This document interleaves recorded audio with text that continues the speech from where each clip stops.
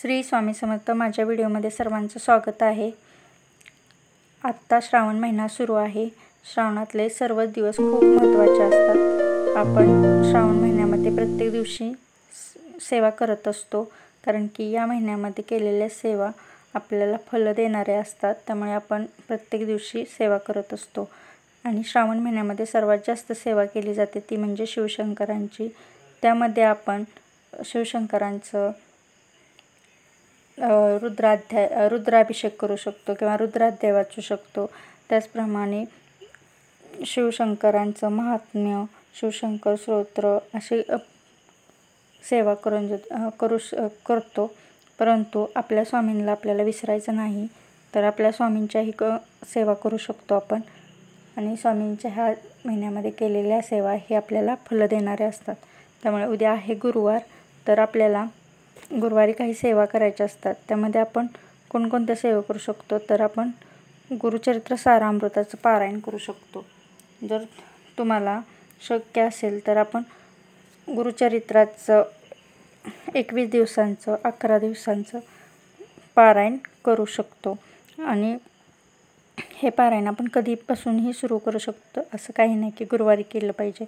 आपण हे पारायण आपण कोणत्याही दिवसापासून सुरू करू शकतो, कारण की हा श्रावण महिना सुरू आहे. त्यामुळे आपण स्वामीचरित्र सारामृताचं पारायण करू शकतो. त्याचप्रमाणे आपण ही सेवा करत असताना आपल्याला मांसाहार वर्ज्य करायचा आहे. शक्यतो श्रावणामध्ये कोणी खात नाही, त्यामुळे मांसाहार हा वर्ज्यच राहतो. आणि तुम्ही हे पारायण 3 दिवसाचंही करू शकता, कारण तुम्हाला जर शक्य नसेल की अख्खं 1 ते 21 अध्याय वाचणे शक्य नसेल, तर तुम्ही 3 दिवसाचा एक पाठ असं हे पारायण करू शकता.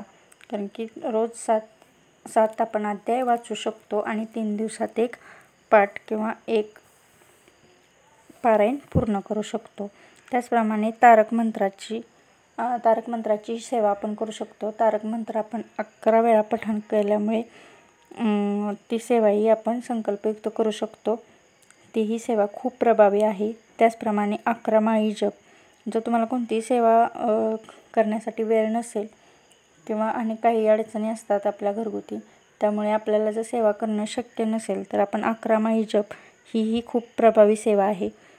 त्याचप्रमाणे दत्तपावनी किंवा घोरकष्ट धारक स्तोत्रम तेही आपण पठण करू शकतो. आणि ह्याला खूप वेळ लागत नाही, हे लगेच होतं, त्यामुळे तुम्ही हेही करू शकता.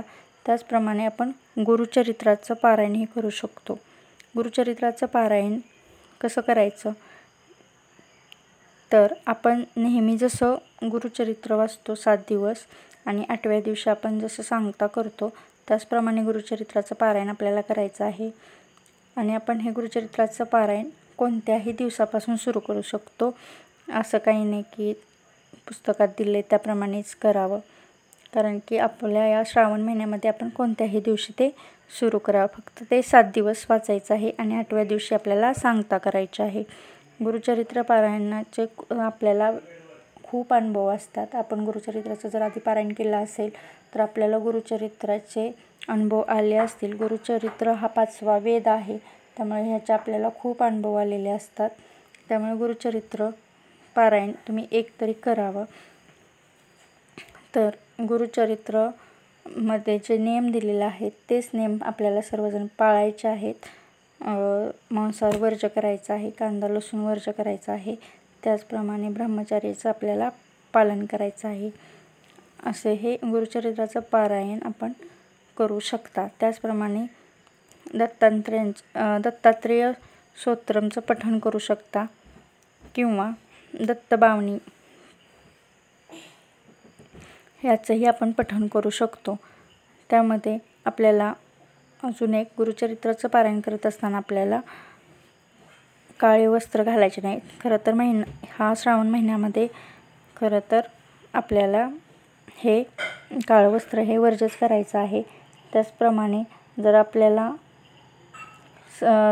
सप्तशती गुरुचरित्र पारायण जर करायचं असेल, तर आपण ते कसं करायचं आहे, तर ते संकल्पयुक्त करायचं आहे. तुम्हाला जर नोकरी पाहिजे असेल तुमच्या मनासारखी तर त्याचं सप्तशती गुरुचरित्राचं पारायण करू शकता. त्यामध्ये 52 अध्याय आहेत आणि ते वाचण्यासाठी आपल्याला निदान 2-2.5 तास लागतात. कारण आपण गुरुचरित्राचं पारायण ज्याप्रमाणे करत असतो त्याचप्रमाणे हे वाचायचं आहे. फक्त त्याच्या अगोदर आपल्याला दत्तात्रेयांचं स्तोत्रम किंवा श्री दत्तात्रेयांचं स्तोत्रम याचं पठण करायचं आहे. त्याचप्रमाणे जर गुरुचरित्र सप्तशती हे तुम्ही वाचत असाल तर आपल्याला कांदा लसूणही वर्ज्य करायचं आहे. कारण गुरुचरित्राचा सार म्हणजे हे सप्तशती गुरुचरित्र आहे. म्हणून ह्याचाही खूप अनुभव येतो आपल्याला. तुम्ही करून बघा, तुम्हाला त्याचा नक्की अनुभव येईल. याचप्रमाणे आपल्याला ह्या साध्या साध्या सेवा करायच्या आहे. जर तुम्हाला अजूनही गुरुचरित्र जर तुम्हाला खूप वेळ लागतो, बाबा मला एवढा वेळ नाही, तर तुम्ही गुरुचरित्राचा 14वा किंवा 18वा अध्याय हाही वाचू शकता. कारण तो 14वा आणि 18वा अध्याय हा मेरुमणी मानला जातो. म्हणून आपण हा रोज पठण करू शकता आणि ह्या वेगवेगळ्या आपल्या सेवा करू शकता. कधीही करू शकता. 21 दिवसांची करू शकता, 11 दिवसांची करू शकता. पूर्ण श्रावणही तुम्ही ही सेवा करू शकता. यातील कोणतीही सेवा केली तर त्याचे फळ तुम्हाला मिळत असतं. तुम्ही एकदा करून बघा, म्हणजे तुम्हाला त्याचे अनुभव येतील. माझा व्हिडिओ आवडला